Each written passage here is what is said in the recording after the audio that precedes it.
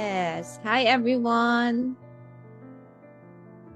Grabe. It's another Sunday na naman para sa mga nandito ngayon. And sa mga first time na nandyan sa live, na nanonood sa FB natin, we do this every Sunday consistently dito sa Facebook ni GLO, and this one is sobrang blessed talaga na nangyayari to every single Sunday talaga, na sobrang ang sarap i-welcome talaga ng week kapag kasama natin si Lord sa buhay natin. And of course sa mga first time din na nandito sa loob ng Zoom, so welcome sa inyo.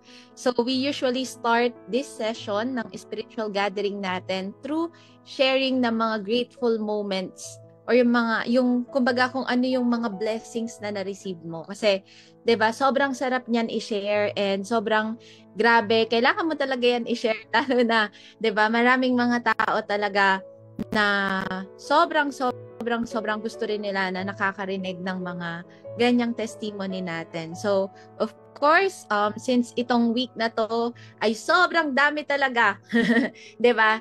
Na pangyayari, 'di ba? Gusto ko muna mauna na mag-share ng mga grateful moments talaga na nangyari sa akin. Okay? So ngayon, ako sobrang blessed ako and super happy talaga na yung kumbaga yung pinagpe-pray ko ng super tagal na, 'di ba? Talagang answered prayer talaga siya. Nito lang nakaraan na dumating na Thursday, 'di ba? So lahat ng ito kasi yung pinaka ultimate prayer ko dito sa business na ginagalawan ko din, na talagang ma-recognize kung gaano kasipag din talaga and gaano talaga pinaglaban ng mga leaders and mga business partners ko yung nangyaring awards na yon. So praise God, kasi grabe, pag deserve mo na talaga, bibigay, or deserve na nung team namin yon, kaya binigay na talaga ni Lord sa amin. And sobrang blessed ako kasi ang ganda kasi nung topic din natin ngayon, 'di ba? God's leadership. So sobrang excited ako na marinig to, and sabi ko nga nung nag-message nga ako sa iyo, Pastor, so I'm praying talaga for something na grabe, answered prayer din yung topic natin ngayon, kaya sobrang excited din po ako, and this is part of my grateful moment, 'di ba, ngayong araw and sa mga darating na araw pa. And bukod doon, syempre maraming mga blessings na dumadating, yung paggising mo pa lang sa umaga, sobrang grateful na ako niyan, kasi hindi naman lahat ng blessings ay nakikita lang sa pera, hindi naman lahat ng blessings ay nakikita lang sa material things. Ang blessings kasi talagang in all forms yan, and talagang nararamdaman ko yan nitong mga nakaraan na araw talaga, or mga nakaraang years simula nung in-accept ko si Jesus as my Lord and Savior talaga. So, grabe. Meron po bang gustong mag-share pa ng mga grateful moments nila? So, pwede nyong i-type dyan. Ayan, nakikita ko sa FB Live natin. Pwede mong i-type dyan sa FB Live kung gaano ka-grateful ngayong week, di ba? Kaya naman, excited talaga ako, di ba? Para sa mga nandito rin ngayon. Ayan. And dito sa loob ng Zoom, meron po bang gustong mag-share? Di ba? Pwede nyo rin i-type dyan sa comment box if medyo nahihiya pa kayo mag-share, di ba? Meron ba? Ayan. So, nahihiya pa yata sila kasi first time nila dito. Well, anyway, hindi ko napapatagalin. Sabi ko nga, we are very blessed and excited na yung pastor na mag-share sa atin tonight, siya po ay ang ating pastor na talagang official na talaga, hindi na sub-pastor for 3 years na ginagawa natin to. So, we are very excited kasi kahit nasa malayo siyang lugar, na sobrang grabe talaga, na kahit online talagang tutok na tutok at talagang nakakapag-share pa rin ng word ni God. And kaya excited na po ako. Let us all welcome Pastor Ralph Dulman. Good evening po. Salamat sa pag-welcome. Praise the Lord. Tayo magkasama na ng 3 years na, no? So, again, I would like to thank God. Lengthen niya ang ating even ako, I prayed in the morning, in the afternoon, and sa inyo. So, with my own strength, hindi ko kaya. Nagigaya tayo na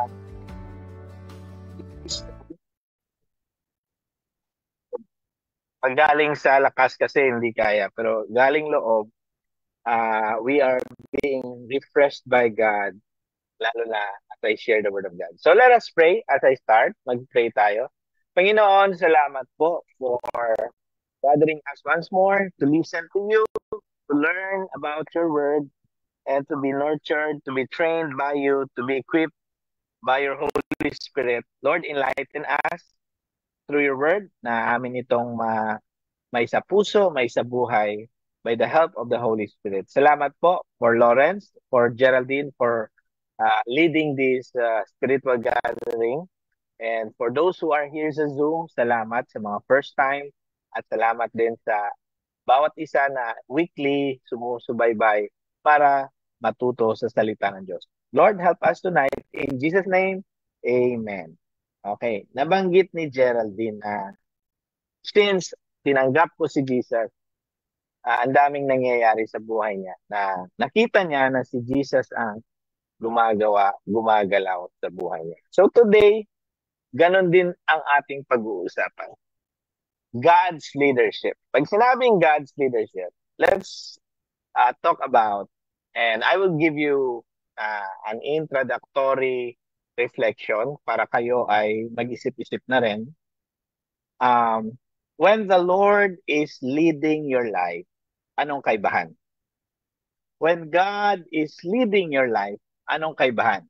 Kesa sa ikaw lang ang nagli-lead ng life mo or hindi ka pa tumanggap kay Jesus, hindi ka nagli-lead. Anong kaibahan ng taong nililid ni Lord sa taong siya lang?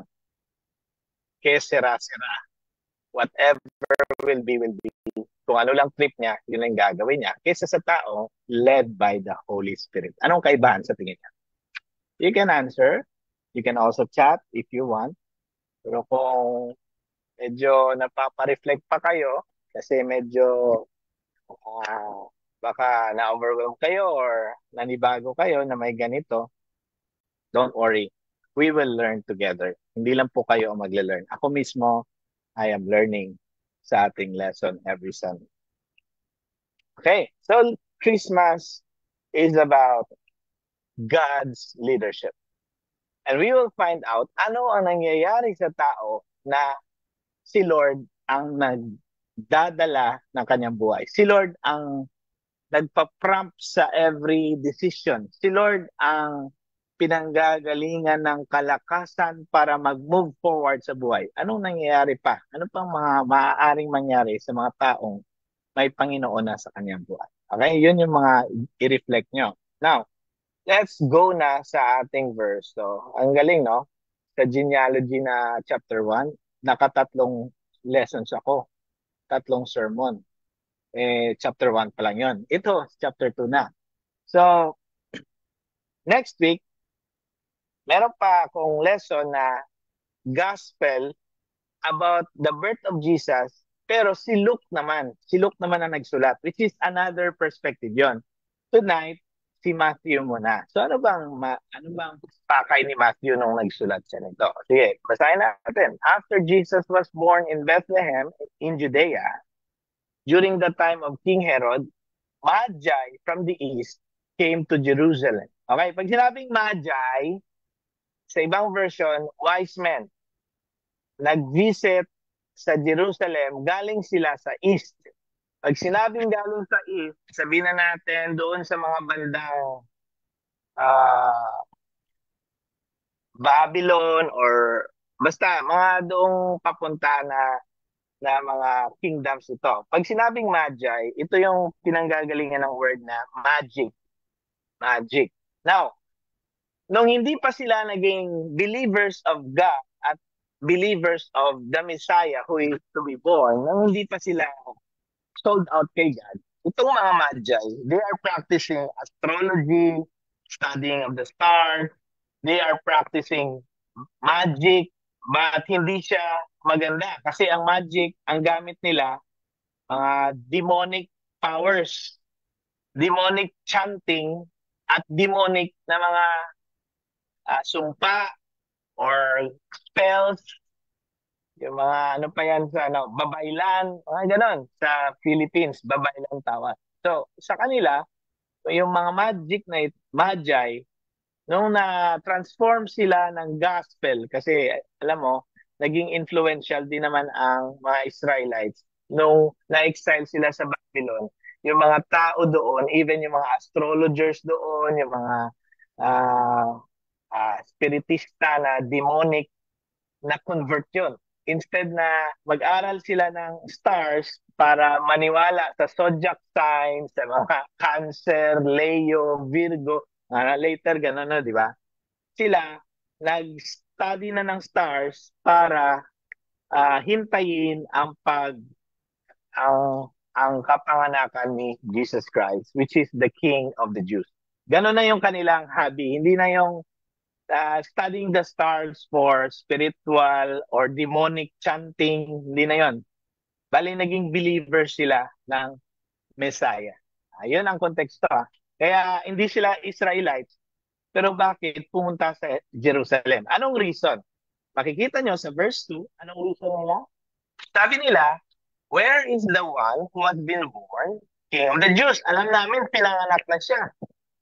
We saw his star when it rose, tumaas yung kanyang star, nakita namin yon.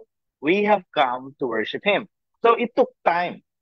Nung nakita nila, nung gabing yon na pinanganak na si Jesus, nag-travel pa sila galing sa east. Intindihan nyo? Wala pang bus noon. Wala pang eroplano noon. And it took them 2 years to reach Jerusalem.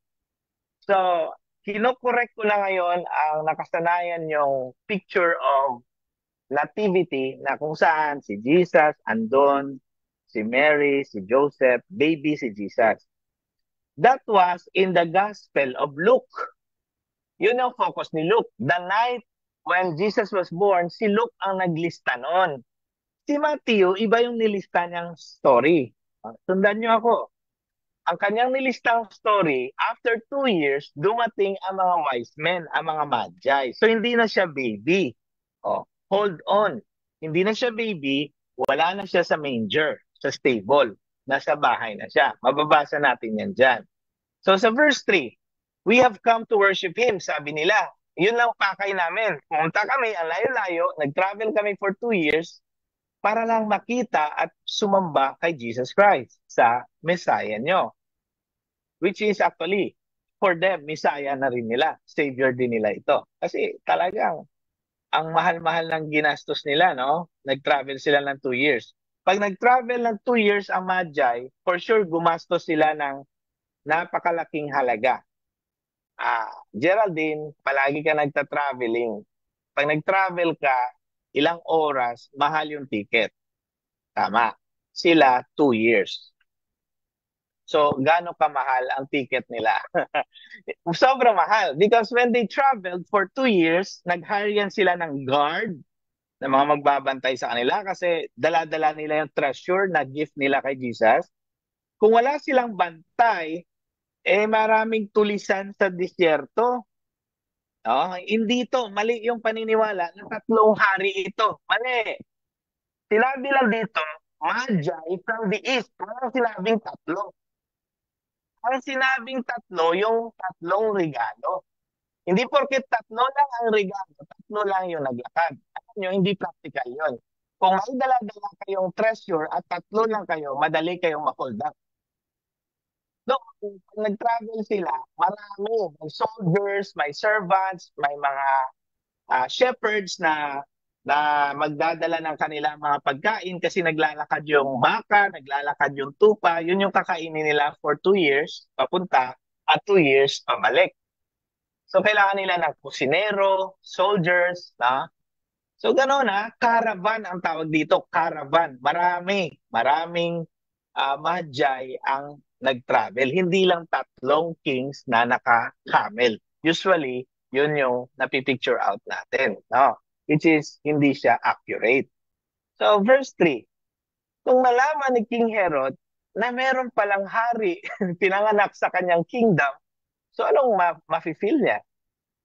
Siya ang hari, biglang may hari na bata. Di ba? Matitreaten siya. That's why na-disturb siya at ang buong Jerusalem. Nung na-disturb siya, siyempre, sinabi niya, mag-meeting muna tayo ha. Pinatawag niya mga Israelites. Si Herod, hindi siya Israelite. Hari siya, pero hindi siya Israelite.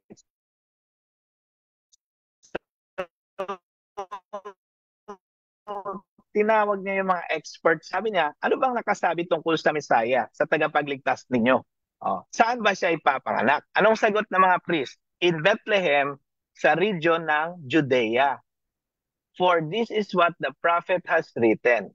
Pakibasa nga, Geraldine, yung verse 6. Ano yung sinulat ng prophet? Verse 6 lang. But you, Bethlehem, in the land of Judah, are by no means least among the rulers of Judah. For out of you will come a ruler, who will shepherd my people Israel. Yon, nakasaad na pala na may lalabas na Messiah na parang shepherd. Ibig sabihin ng shepherd, ipapastol niya ang mga Israelites. Aalagaan niya, papakainin niya. Ganong klaseng shepherd or leader si Jesus. That's why we talk about God's leadership. Na ang totoong leader, pinapakain ang kanyang tupa, pinapakain, nurture, inaalagaan yung mga mahihinang tupa, o yung may sakit, inaalagaan. Yun yung leaders, no? So, out from Bethlehem, lalabas ang Messiah, which is tama. Pinanganak si Jesus sa Bethlehem. Okay, 7.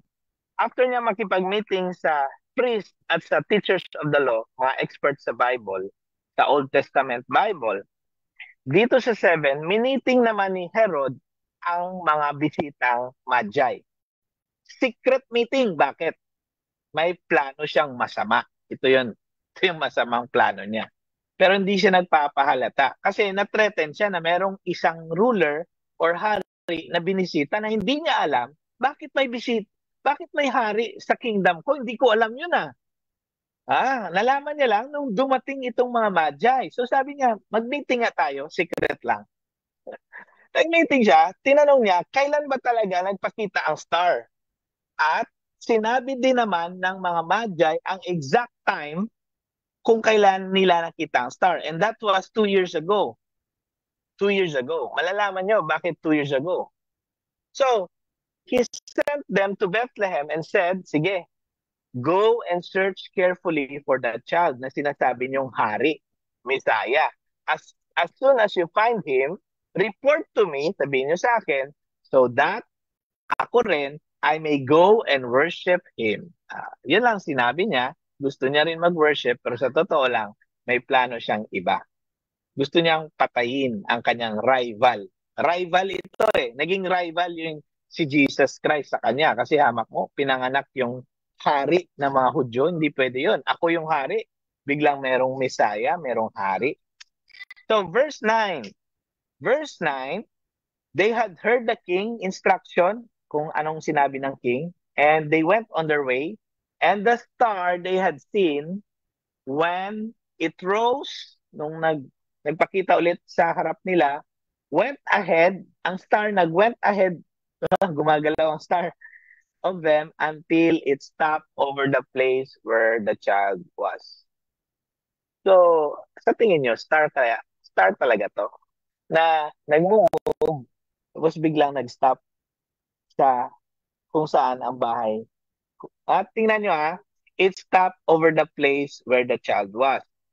Child na! Sinasabi ko sa inyo child na, hindi na baby. Nung dumating ang mga magi. So when they saw the star, they were overjoyed, yung mga magi. Talagang tuwang-tuwa sila na nagpakita ulit yung star. On the coming to the house, sa verse 11, tingnan nyo, house. Hindi na stable. Hindi na manger. So, again, pagdating ng mga wise men, hindi na to baby Jesus na nasa ano tawag sa Tagalog? Sabsaban. Nasa bahay na po. Okay. So, ibig sabihin, pag gagawa kayo ng Belen or nativity, nandyan si baby Jesus, si Mary, si Joseph, at ang mga shepherds lang. Yan lang ang totoong nangyari at mababasa yan sa Luke, which is next Sunday natin lesson. So, saan mo ilalagay yung binili mong wise men? Ang mahal-mahal pa naman ng mga maliliit na figurine na may wise men. Saan mo ilalagay? Doon sa bakuran mo. Kasi magta-travel pa sila. Malayo pa. Yun yung totoong biblical na nativity. Si Jesus, si Mary, si Joseph, at mga shepherds. May angel, okay. Pero ang wise men, doon pa sa kapitbahay mo ilalagay. Kasi magta-travel pa sila for 2 years. Yun yung totoong biblical na nativity. Baka hindi nyo alam. Yun yung totoo. Okay. So when they saw the child, again, child sa 11, sinabi, with his mother Mary, they bowed down, nagpatira pa, lumuhod, nag-worship, and they opened their gifts. Anong gifts nila? Pakibasa, Geraldine, kasi hindi ko makita yung ilalim.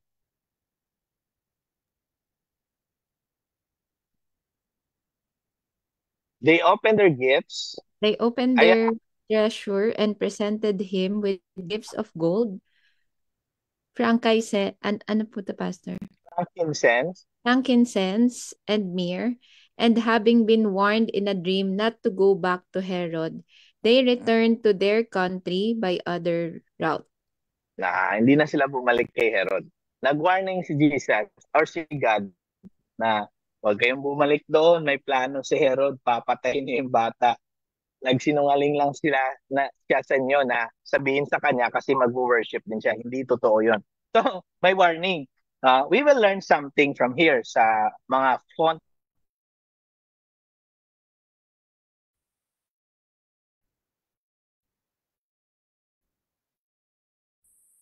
na blue, yung worship. Discuss more. Ano itong gold?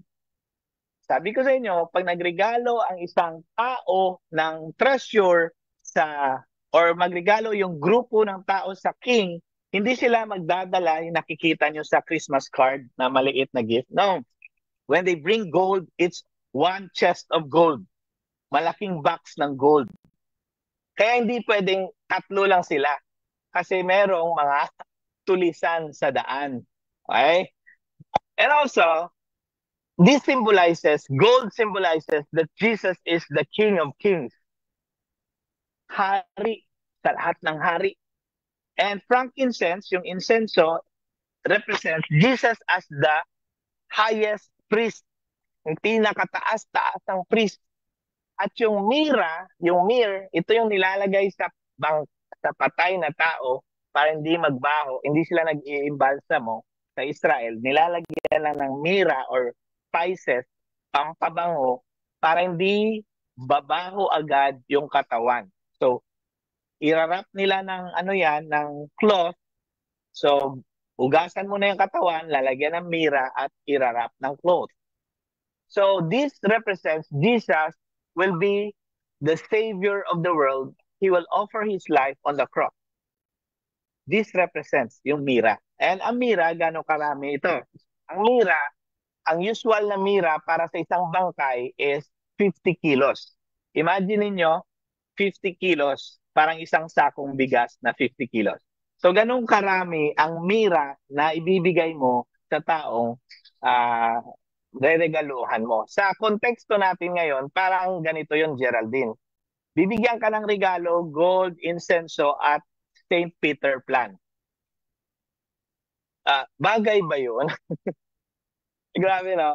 Yung baby, imbes na bigyan ng toys, si baby Jesus, 2 years old pa lang sa this time, binigyan ng kabao, parang ganun yung ibig sabihin ng mira.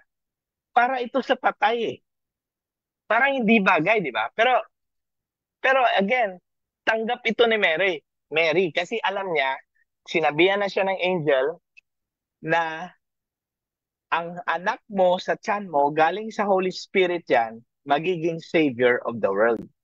Yan. So naintindihan na ni Mary yan, na ang anak niya in the future, ibibigay niya buhay niya for the salvation of people. So sinabi kasi ng angel sa kanya. So yun yung mga konteksto. Now, what can we learn from here? When the Lord is the one leading your life, katulad ni Mary at ni Joseph, alam niyo yung mangyayari?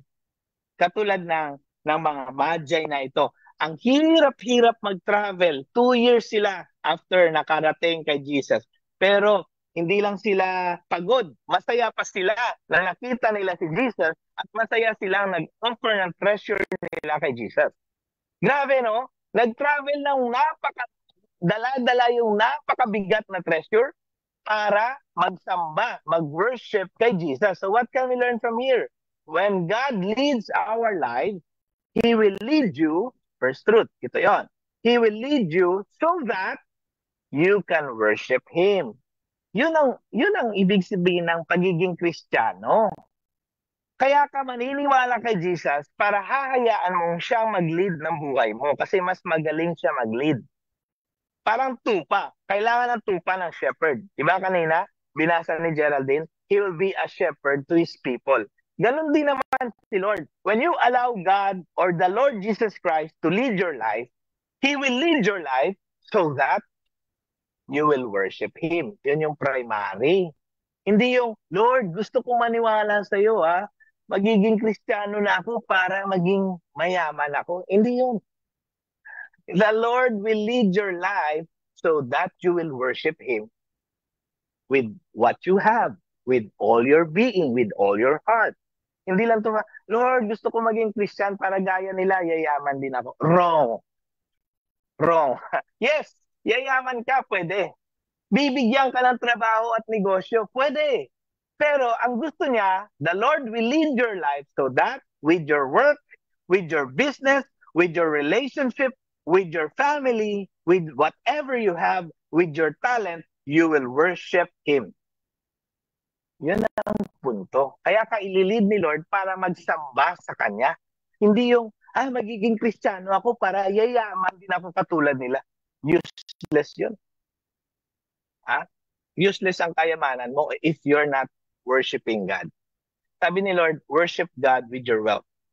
Worship God with all your heart. Worship God with all your strength. Diba, mga Magi, 2 years nag-travel. Ikaw nga, Geraldine, pag nag-travel ka, jet lag ka na eh. Ilang oras lang yun, ilang araw lang yun. Sila 2 years. Bakit? Ganun mag-worship kay Jesus, hindi yung parelax-relax lang. Real worship is worshiping God with all our heart. Loving God with all our hearts. Yung hindi yung, mag-worship ako, parang umaambon na, di na lang ako matutuloy. Yun lang. Sila nag-travel sila sa disyerto, maraming desert storm. Wala pa namang sunscreen noon. Wala pang eyeglasses noon. Pag may sunstorm, talagang yung tela, yun lang yung ipantakip nila.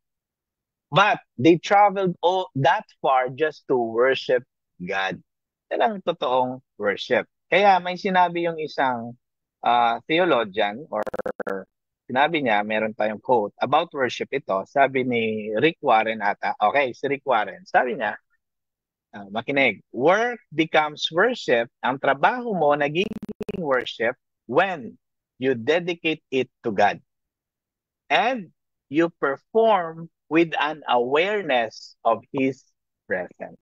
Yung nagtatrabaho ka, and you are aware that God is with you. Diba?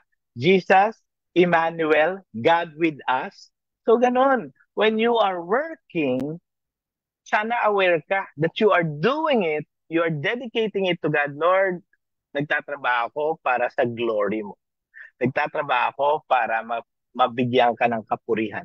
Nagtatrabaho ako para gamitin mo ako ma-bless yung iba. Yun, aware ka. Hindi yung work ka ng work, na-anxious ka. Mahit ko kaya yung goal ko?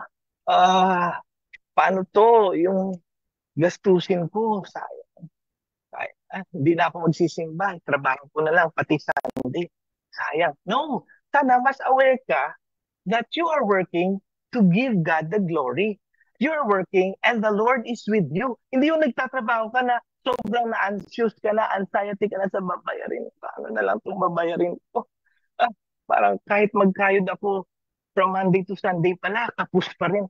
Imbis na maging aware ka of the presence of God, naging aware ka ng babayarin mo, ng bills mo. Ano nangyari? Hindi ka aware that God is with you? Nagiging anxious ka tuloy. Yun ang taong walang Panginoon, anxious. Kasi akala niya, siya talaga ang mag-aangat ng buhay niya. Daming kasabihan, marami ako nakikita sa Facebook. Mga wrong theology nagsasabi, alam mo, you make your own story. Mga ganun-ganun ba? Ano pa, mga wrong theology to Alam mo, you do your own future. Parang feeling talaga nila, sila yung may hawak ng buhay nila. You know what? You will end up anxious, fearful, insecure when the Lord is not leading your life. And when you are not aware that God is with you and God is enough. Pag hindi mo na-realize that God is enough and God is the source of satisfaction, kayod ka ng kayod, kulang pa rin. Be aware of His presence. Hindi yung be aware of fears, future. Talagang gagawin ko to for the future.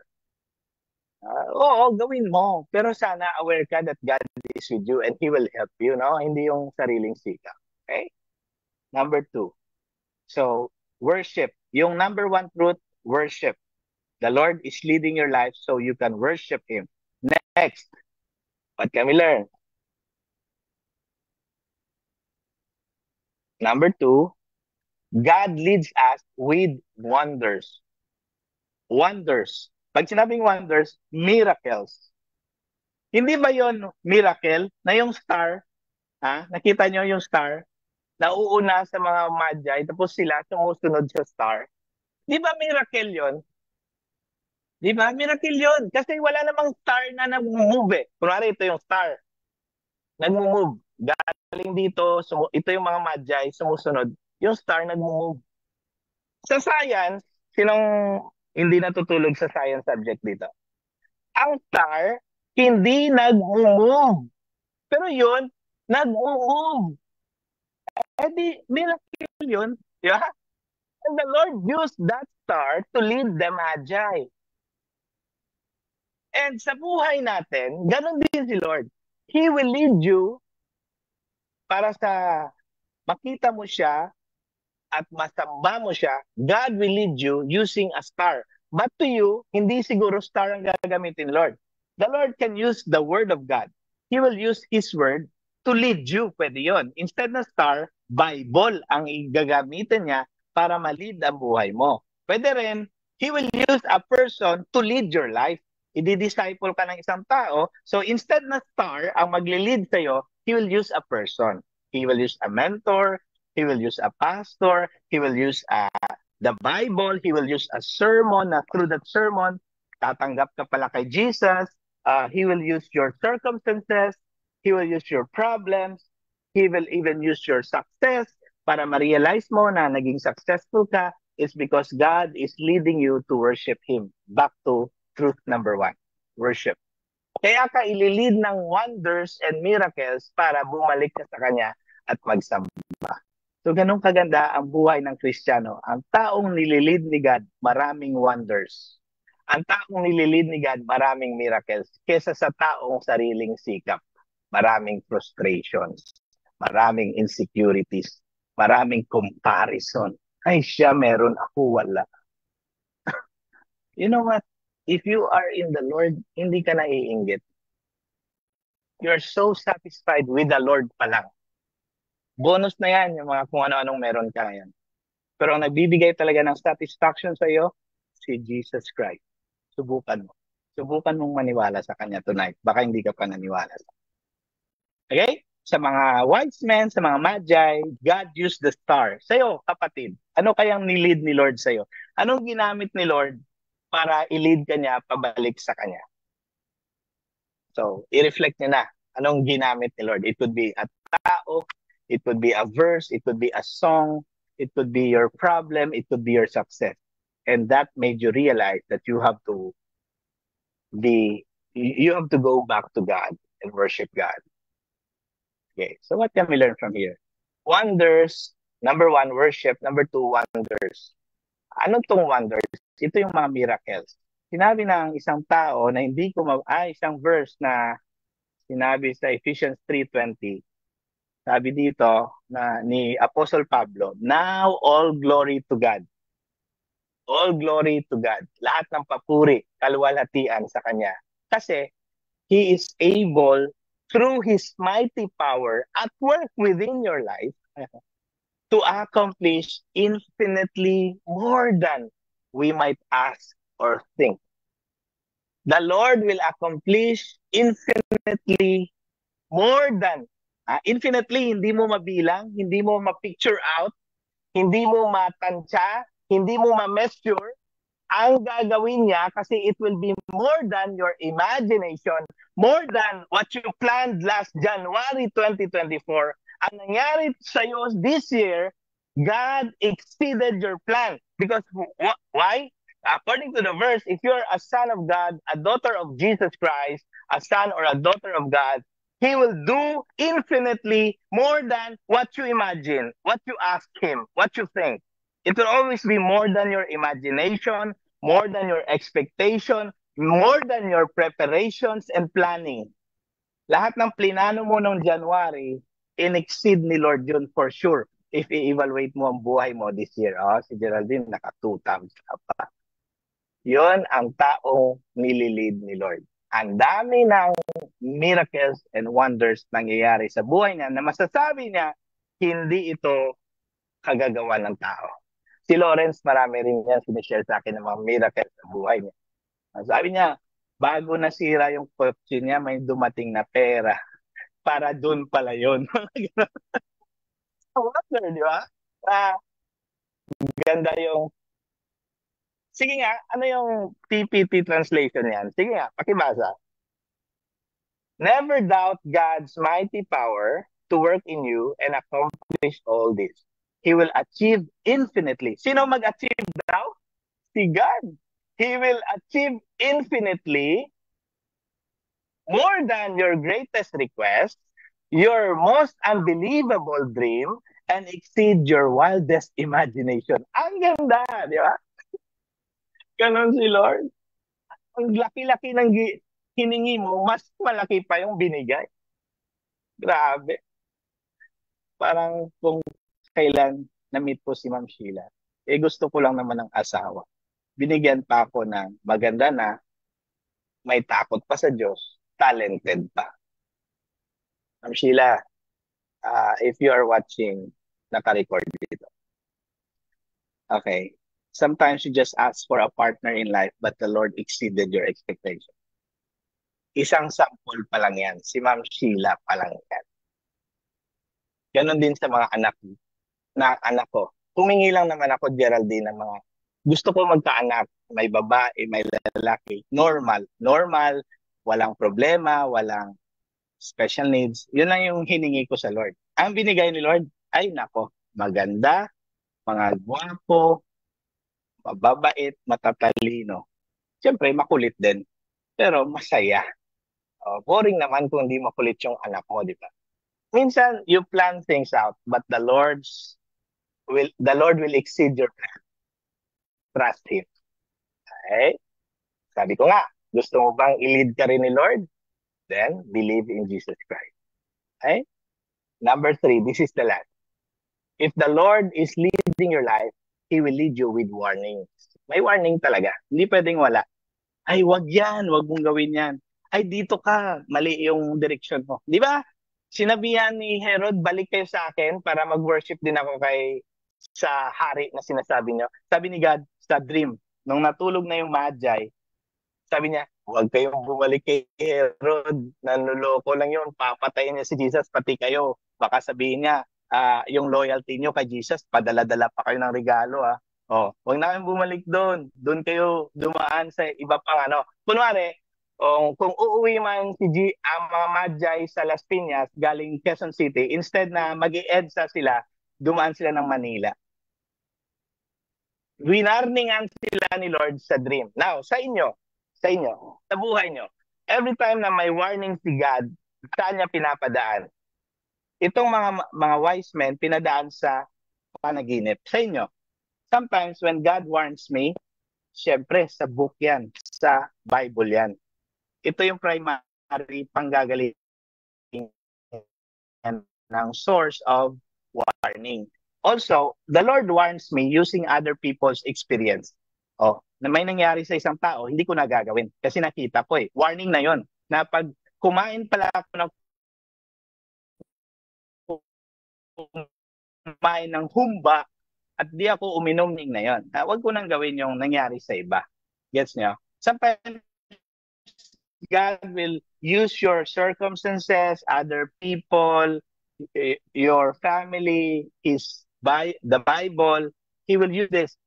The Lord will use also sermons para mapalalahanan ka. Warning. Bakit kailangan ng warning sa buhay? Sa tingin nyo, bakit kailangan talaga may warning? Sa tingin nyo? Para ma-prevent. Ha? Para ma-prevent po yung... Ma-prevent mangyari. Tama. Para ma-prevent mangyari yung hindi maganda.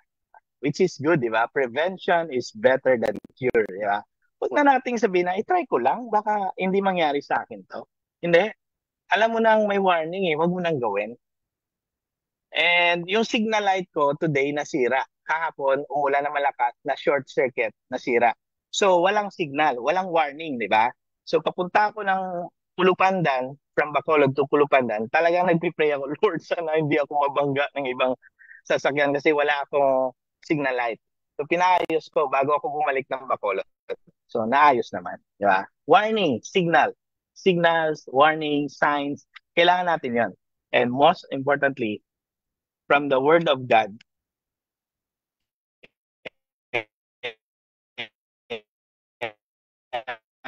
tayo dapat nagbabasa or nagpapatulong sa iba, maintindihan yung Word of God kasi nandito tayo.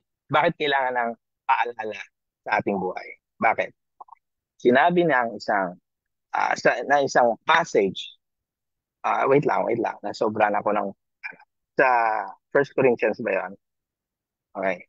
1 Corinthians 10:11 to 13. Pakibasa si Lawrence. Andiyan ba si Lawrence? Pakibasa, Lawrence. Now,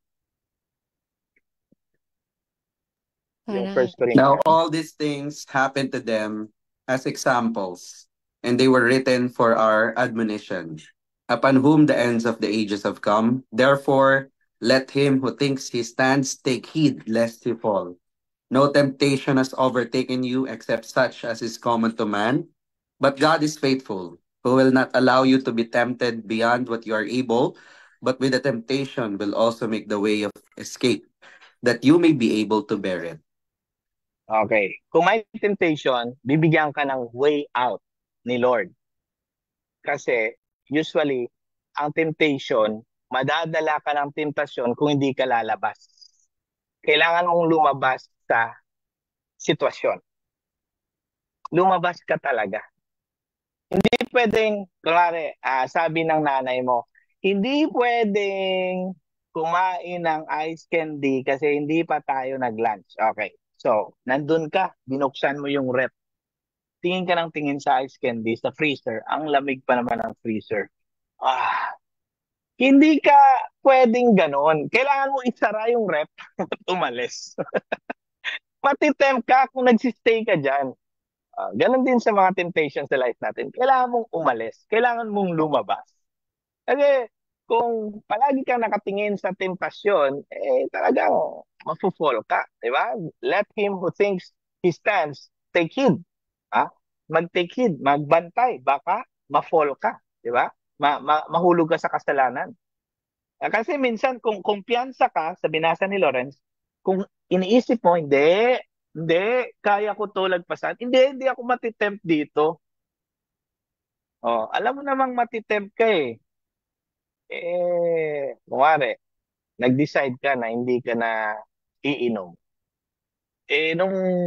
Nung dumaan ka sa nagiinuman, tumatagay, nakiupo ka rin.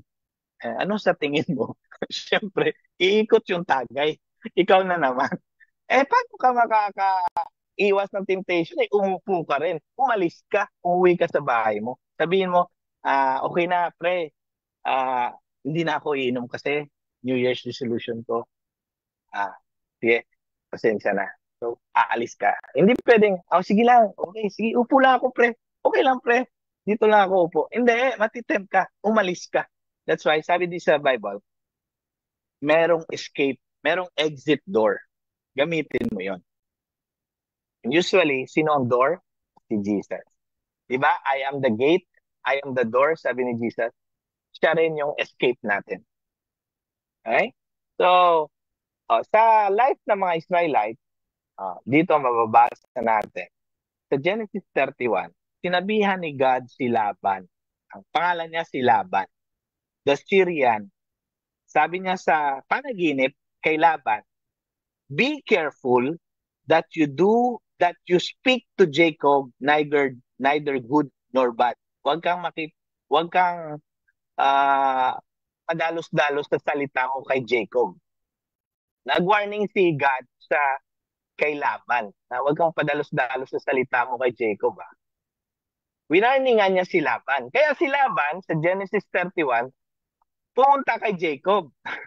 Sabi niya kay Jacob, alam mo, nasa power ko na pwede kang saktan eh. It is in my power to do you harm. But the God of your father spoke to me last night sa dream. Sinabi niya, be careful that you speak to Jacob neither good nor bad. So winarning nga ni God si Laban, at si Laban natakot kay God, hindi niya pinakialaman si Jacob. Gets niyo? So God will use dreams sometimes. Ito naman sa Exodus 19:21. And the Lord said to Moses, this is a different time. Si Moses, sabi niya, go down. Sabi niya kay Moses, go down and warn the people, lest baka they break through to gaze at the Lord, and many of them perish. Warningan mo ang mga Israelites na wag pumunta dito sa taas ng bundok. Baka makita nila yung glory ni God at mamatay sila. Hindi sila pwedeng umakyat dito, makipag-usap sa akin. Ikaw lang, Moses, ang pwedeng makipag-usap sa akin. So, di ba? Itong mga sinasabi dito sa Exodus, ganun din naman ang word of God eh. God is warning us sa mga bagay-bagay sa buhay na makakasama sa atin. And we need to read the Word of God. Di ba? Ang Word of God, sinulat ito para hindi lang tayo matuto kung sino si God, at the same time, para din mawarningan tayo na hindi dapat tayo namumuhay sa buhay na hindi led ng Holy Spirit. Kasi lahat ng gawain natin na makamundo, may konsekwensyon. Pero lahat ng ginagawa natin na led by the Spirit of God, may freedom, may satisfaction, may peace. Pili ka na lang kung saan ka doon. Kaya, napakalaga that we are led by God. Again, when God leads us, number one, He wants us to worship Him. When God leads us, He leads us with wonders. When God leads us, He leads us with warning. So may warning, kapatid. Isa sa mga iiwan kong warning sa ating lahat is this. Sana, huwag tayong, when we worship God, hindi yung parang we want to worship God according to our own comfort zone. Na ayoko mag-worship kay God, nakakapagod. Ayoko mag-serve kay God, marami na nga akong ginagawa sa buhay, dadagdagan ko pa. No, worshiping God is not a dagdag responsibility. Worshiping God is being refreshed in the presence of God. Having a mind that is like God. Having peace of Jesus Christ in your heart. So hindi siya dagdag responsibilidad. Actually, it's an experience with God that refreshes the soul. That clears your mind from anxiety. That directs your path kung parang lumiliko ka na. And so worshiping God is not also according to your comfort. It's not according to your standard na sabihin mo, siguro basta makumpleto ko lang yung simbang gabi, okay na yon. Hindi yon. Ang simbang gabi nga parang binabribe mo pa si Lord eh. Lord, magsisimba ako kukumpletohin ko yan. Bigay mo sa akin yung gusto ko. Hindi. Hindi ka magsisimba kasi may hinihingi ka. Ang saklap naman ng tao, magsisimba para may hihingin. napaka-selfish natin, magsisimba kasi may hihingin. Ano yun? Magsimba ka dahil siya ay Diyos, siya ay powerful, matakot tayo, maghunos dili tayo na hindi yung magsisimba ako, kukumplituhin ko yung simbang gabi, ibigay mo sa akin yung gusto ko, ha. No, ginawa mo pang genie si Lord. Huwag tayong ganoon, napaka-selfish natin. Sino ba nagpauso niyan? Wala yun sa Bible. Masakit itong salita ko, pero galing yun sa Word of God. Isa pa, magbalik loob ako sa Diyos kasi Holy Week. Balik loob, Holy Week. Tapos after Holy Week, anong gagawin mo? Balik sa mundo? Ano, sinong niloloko mo? Sa tingin mo, masaya si Lord na bumalik ka nung Holy Week lang? Huwag natin lukuhin si Lord. Magsimba ka kasi Diyos siya, hindi yung may hinihingi kasi ako. Babalik ka lang pag December at Holy Week? Napaka-selfish natin. Na-realize ba natin kung gaano tayo ka-selfish ng mga tao? Lord, patawarin niyo po kami. Humingi tayo ng kapatawaran sa Panginoon. Magsimba tayo, hindi dahil minamanipula natin siya. Hindi dahil may hinihingi tayo. Magsimba tayo kasi siya ang Diyos at siya ang hari ng mga hari. So, again, may the Lord lead your life. And when the Lord leads your life, ito lang masasabi ko, you will experience a life filled with wonders and miracles. God bless you. Yes. Grabe. Thank you so much again, Pastor, sa time na shinare ninyo sa amin tonight. And grabe, no? Sobrang nakaka-bless yung pag-understand talaga. Kasi marami talagang mga maling kinalakihan natin during times na bakit natin sineselebrate yung Christmas, ano talaga yun nangyari during times. Kaya nga may mga ano talaga yung mga figurine talaga na nilalagay pa sa bahay, 'di ba? Which is sobrang ano pala yon, sobrang hindi pala siya yung right na nangyari during times. Kaya talagang very important to read yung word ni God sa araw-araw natin. And ang galing lang din kasi ganda po nung sinabi ni Pastor kanina doon na kapag ano, minsan kasi napapatanong tayo na how will we know kapag si God yon? 'Di ba? Parang paano natin malalaman kung si God talaga na yung gumagalaw sa life natin? And paano rin natin malalaman if nasa life na rin natin talaga siya? 'Di ba? Or led na ba talaga tayo ng Holy Spirit? So, isa sa mga takeaways ko doon yung ano, yung kapag nasa iyo na si Lord, hindi ka na talaga ma-anxious, 'di ba? And kapag siya na talaga yung worship mo, hindi ka na dapat naiinggit, hindi ka na dapat nakakaramdam ng something na alam mo yon na hindi talaga siya ka-honor kay God. So, ang nakaka-bless lang talaga kasi kapag si Lord talaga yung focus mo, hindi ka maano hindi ka madi-disappoint, 'di ba? So malalaman mo talaga na hindi pa si God yung focus mo kapag nadi-disappoint ka pa sa mga tao. So, this is a reminder. Ang galing po kasi kasama na rin yung warnings, 'di ba? So, this is a reminder and warning na kailangan mag-focus ka lang kay God and kay Jesus para hindi ka talaga ma-disappoint doon sa mga tao. Kasi sometimes, kaya ka nadi-disappoint talaga kasi sa kanila ka naka-anchor, hindi kay Lord. 'Di ba? Hindi kay God.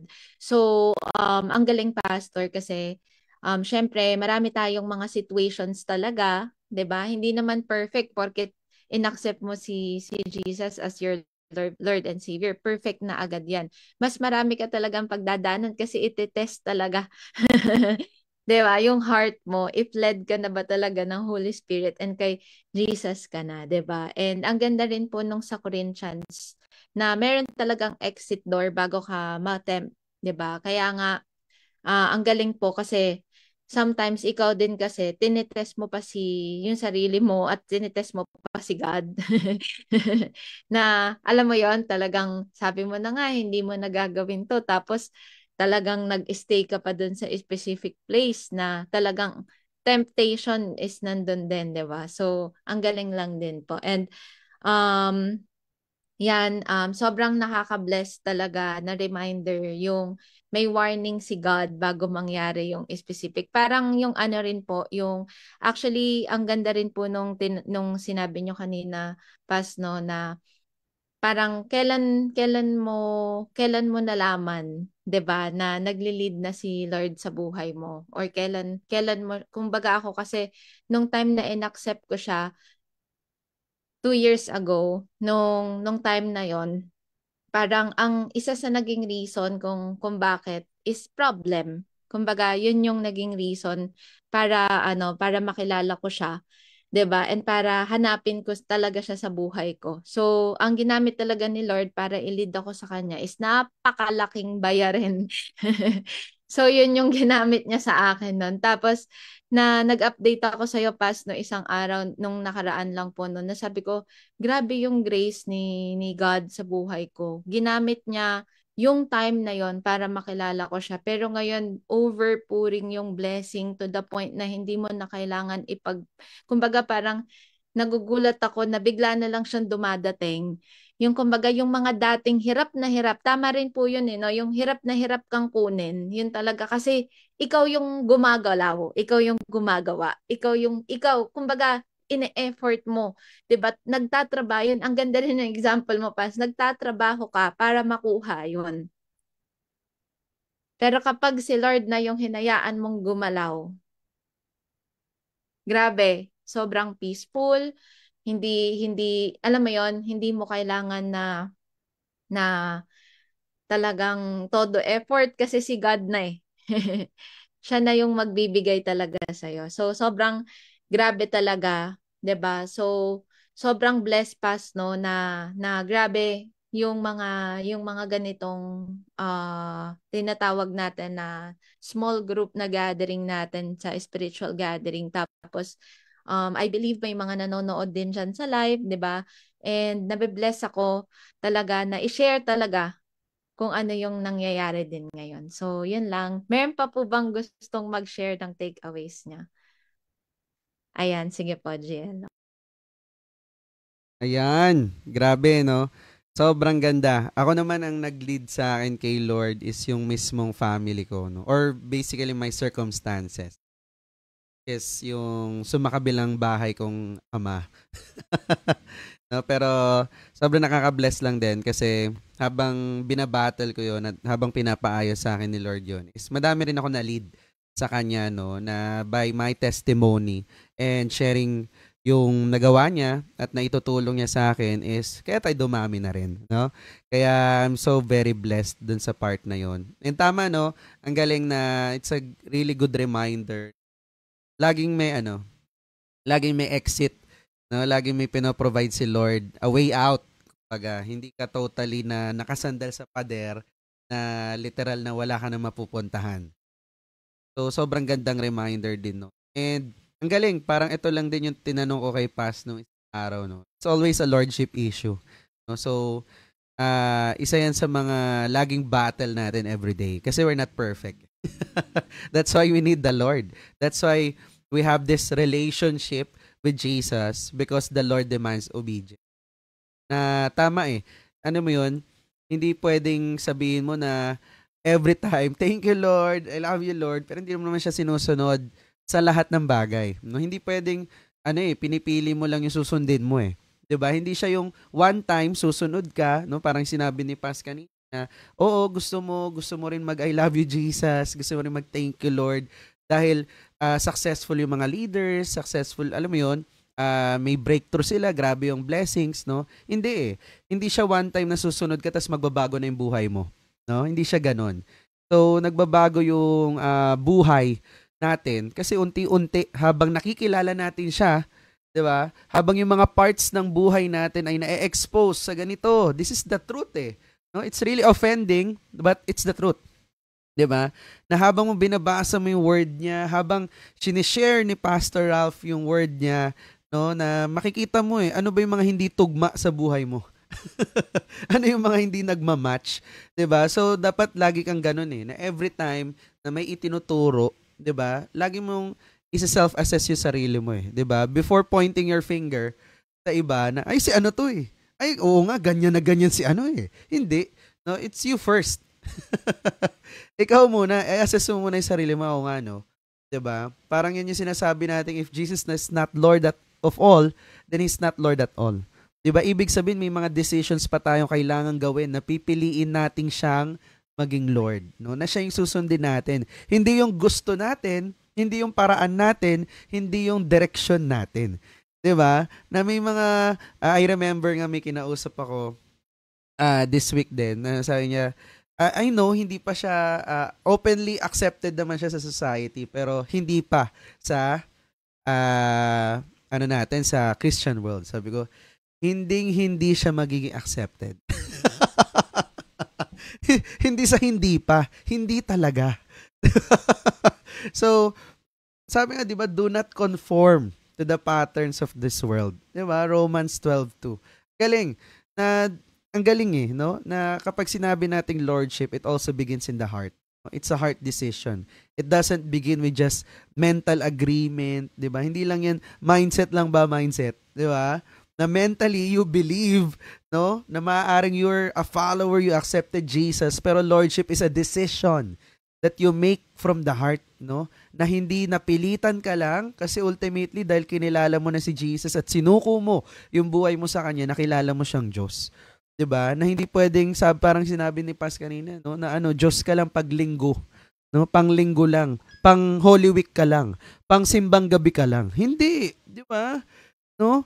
O kaya sabi mo, Diyos ka lang dito sa area na 'to. Pero wag mo pakialaman tong love life ko. No, hindi. That's not how it works. 'Di ba? Para nga daw yung ito pa ulit-ulit ko na lang 'to kinikwento, pero totoo kasi yung kwento ng isang lalaki na nagnakaw sa bangko. Ang ginawa niya, inuwi niya sa bahay. Tapos, nilagay niya sa ilalim ng kama. Na-trace siya ng pulis. Dumating, kumatok sa bahay niya, no? Tapos, sabi niya sa mga pulis, sige lang, halughugin niyo, saliksikin niyo lahat, no? Huwag lang sa ilalim ng kama ko. Hindi siya ganun. No? So, ganun yung lordship. No? As we walk towards Christ, hindi yun instant. Lifetime yan. Bubulat-latin yan lahat ni Christ. Lahat ng aspeto ng buhay mo, babalik ta rin niya yan. Titingnan niya, ako na ba yung Lord niyan? No? Kunyari, yung time mo. Si Lord na ba Lord ng time mo? Si Lord na ba ang Lord ng finances mo? Si Lord na ba ang Lord ng relationships mo? Diba? Siya na ba yung nauuna sa buhay mo? Do you spend your time with Him? Diba? Do you spend your time meaningfully? Baka mamaya naman, naging mo lang, naging, alam mo yung routine na lang. Devotion ka, buksan mo yung phone, devotion app. Diba? Naging routine lang. Hindi siya meaningful yung Kaya, ang paggamit mo ba sa oras mo, ayon sa kalooban ng Diyos? Diba? Ino-honor mo ba siya sa first fruits ng work mo? Nagko-consult ka ba sa word niya kapag nagkakaroon ka na ng mga major decisions? Diba? So, yun yung mga tanong na yan, babalikan mo yung buhay mo, tas tingnan mo, hindi pa pala. So, unti-unti sinisurrender mo sa Kanya. So, nagiging Lord si Christ kapag sinisurrender mo na siya. Bawat area yan ng buhay mo. Hindi mo lang pinipili. 'Di ba? So, yun talaga yun. No? Hindi yung sapilitan. 'Di ba? Kaya, sobrang ganda. I really love it. No? Yung topic natin ngayon, no? God's leadership. Pero ang galing lang din, kasi God gives us warnings. Yun nga lang, kahit alam mo ng warning yon, sige ka pa din. Diba? Nilalabanan mo eh. Sabi nga, wag mo labanan, alisan mo eh. Diba? O wag ka na magbida-bida dyan. Ayan. No? So, yun lang para sa akin, Pas. Grabe, sobrang ganda. Ayan, thank you so much.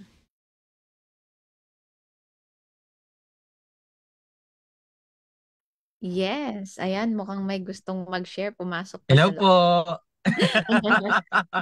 Praise the Lord. Pastor Lo po GLs and sa mga partners natin. Kauwi ko lang and na-bless lang ako dun sa sinabi ni Pastor, yung napagod. Yan na yan, Pastor, na encounter ko today. Dapat ipopost ko. Kaso sabi ko, maganda may picture ako.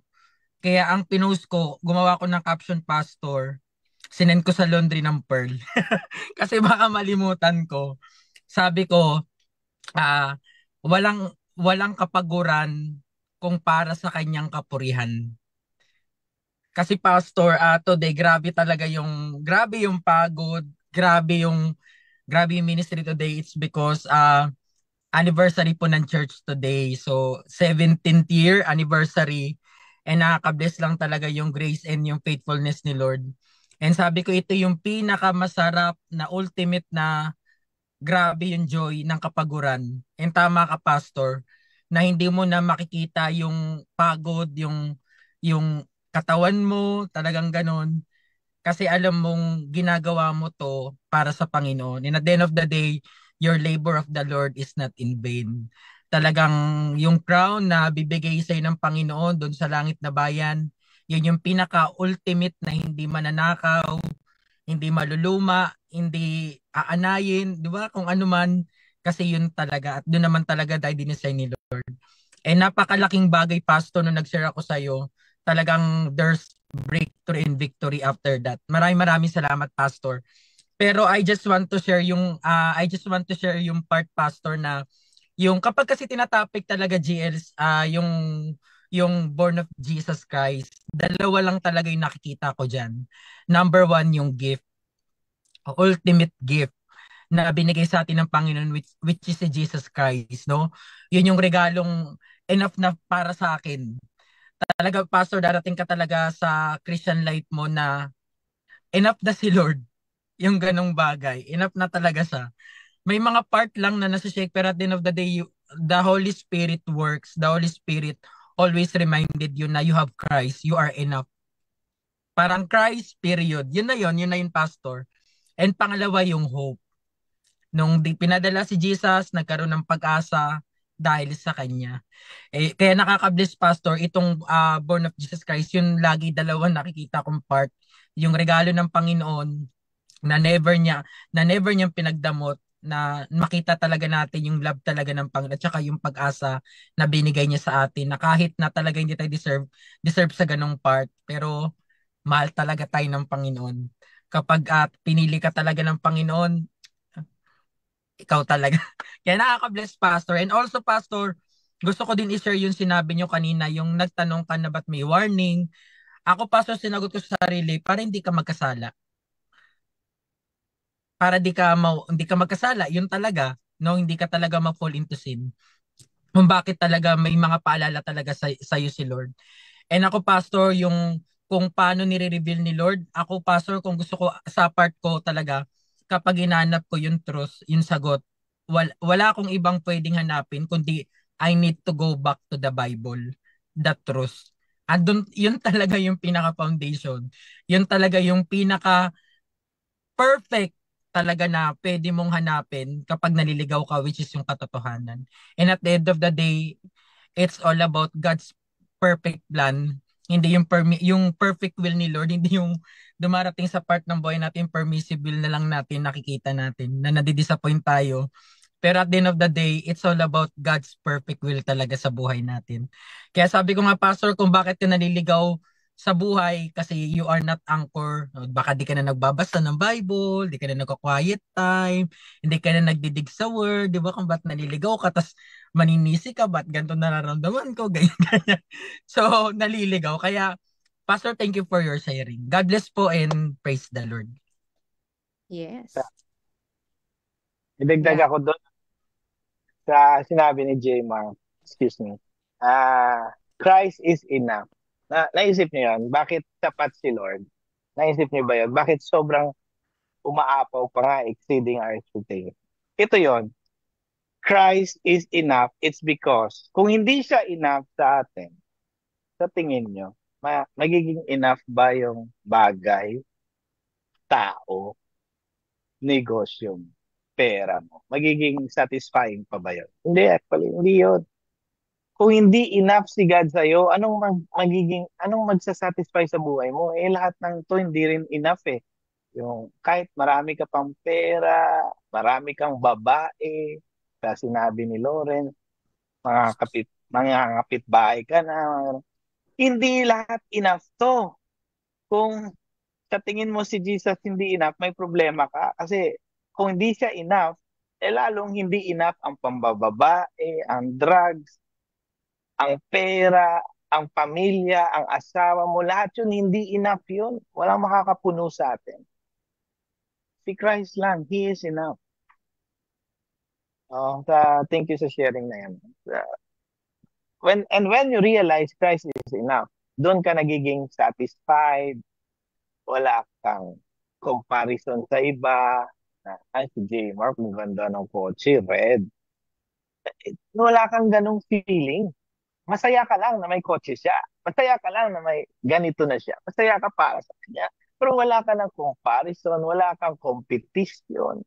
You're not competing with anyone. You're not comparing yourself to anyone. Wala talaga. Masaya ka lang. You're just rejoicing with other people's victories. Wow. Ay, nakakahinga ka na may peace. Tama. Okay? Grabe.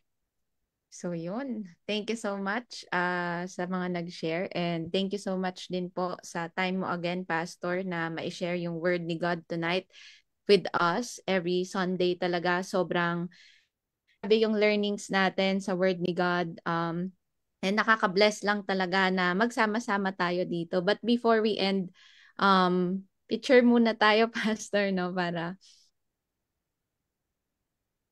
before we yes. Ay, may humabol. Yun. Grabe. Thank you so much again, Pastor. Ayan, balik ko na sa'yo, Pastor. Sige, pray tayo. Panginoon, as I declare this blessing of benediction and doxology, Lord, may your face shine upon them. May your word lead them. May your peace be their portion. Protect their hearts and minds in Jesus Christ. May your joy become their joy. May your miracles be seen and fill their lives every moment and every day. They will be living a life filled with wonders and miracles. And Lord, as you warn us, may we heed, tandaan namin, iwasan, wag gawin, wag nang itry, because warnings are there for us not to sin, for us to be protected, and for us not to suffer. So Lord, i-bless mong lahat, ang kanilang buhay, ang kanilang marriage, ang kanilang business, ang kanilang health. Gawin niyo pa po silang pagpapala sa maraming tao. Salamat. This spiritual gathering is like a star that leads many people to Jesus Christ. Salamat sa spiritual gathering na ito for 3 years, na maraming nakakakilala sa inyo, maraming nakakasumpong sa inyo, na maraming nakaka-encounter sa inyo Jesus Christ. And here in this online platform, we worship you, we honor your name, we obey your word. Help us, Lord, to follow you. In Jesus' name we pray. Amen and amen. God bless. Salamat. Thank you, Pastor.